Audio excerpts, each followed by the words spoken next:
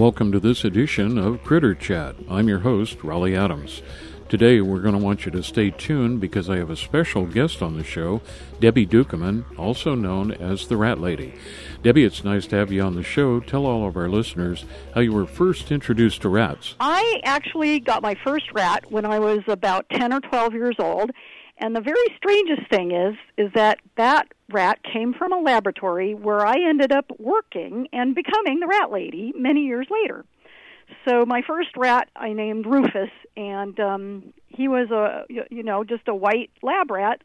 And then it wasn't until I took a job at the university here in Chico, the California State University, that I took the job taking care of the rats in the psychology department, the same lab that my first rat came from. So I knew from way back when, that rats made wonderful pets.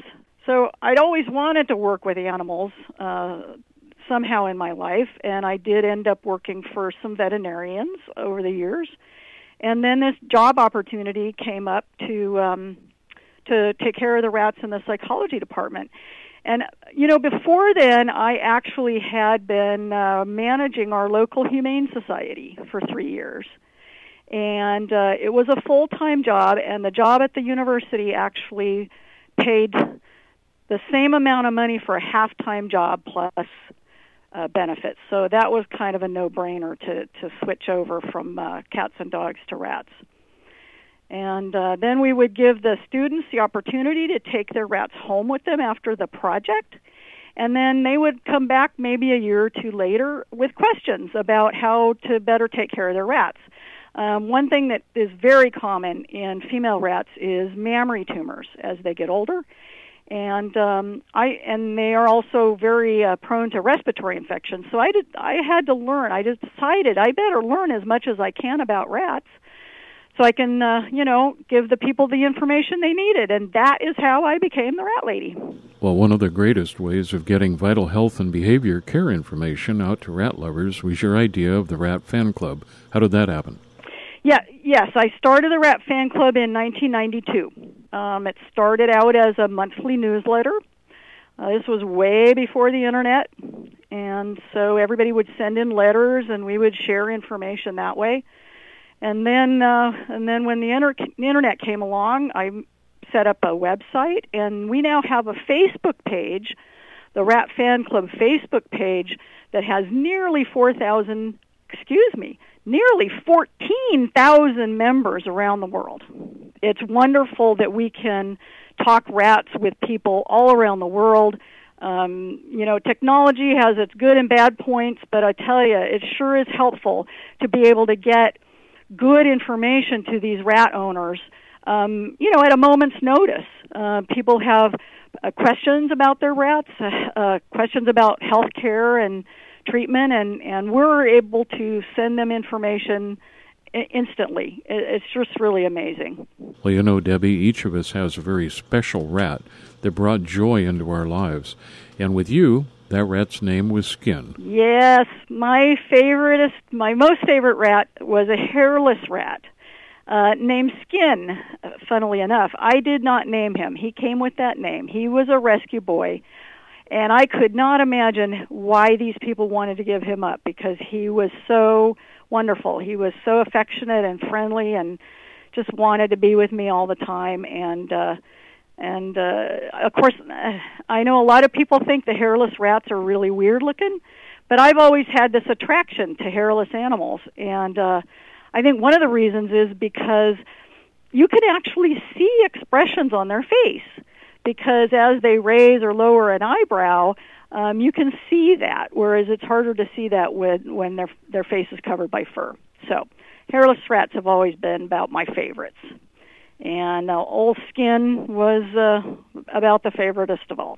Well, one of the great turning points in your life came as a result of the death of your very favorite special rat, Skin, which actually resulted in your finding your spiritual path. Exactly, yes. At that time in my life, things were going great, but I just felt there was something missing, and I now know it was a spiritual connection with our Creator. And I started doing some exploration in different areas, different religious areas, And I actually met a woman who was a rat owner, so I met her through rats.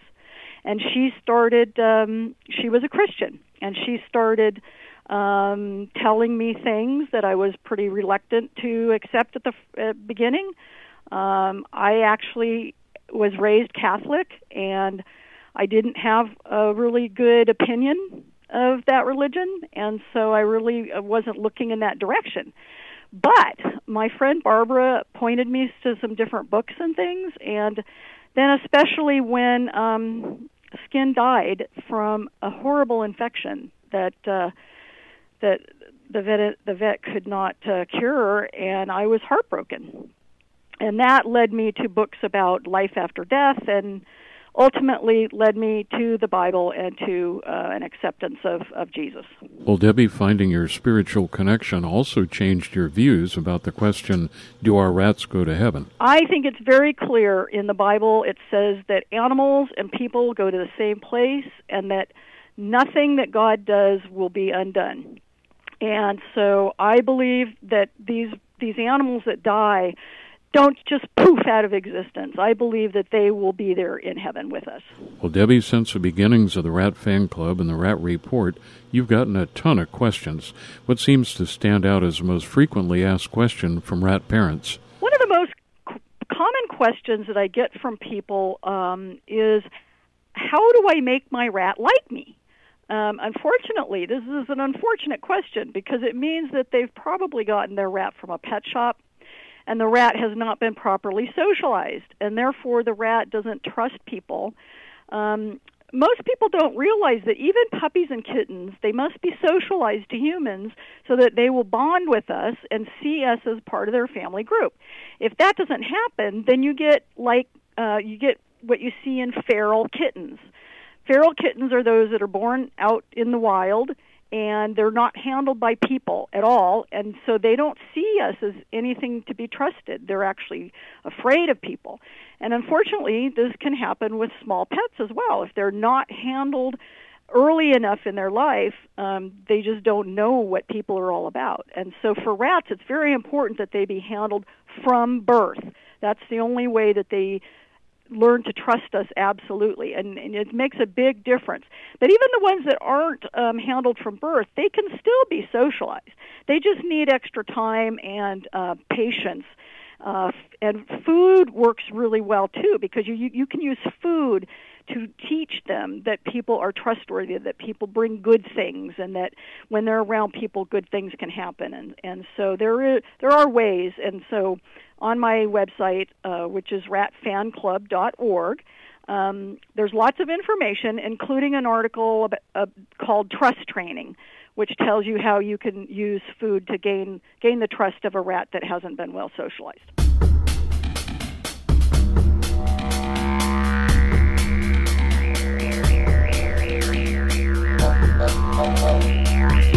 My guest today on Critter Chat has been Debbie Ducommun, also known as the Rat Lady.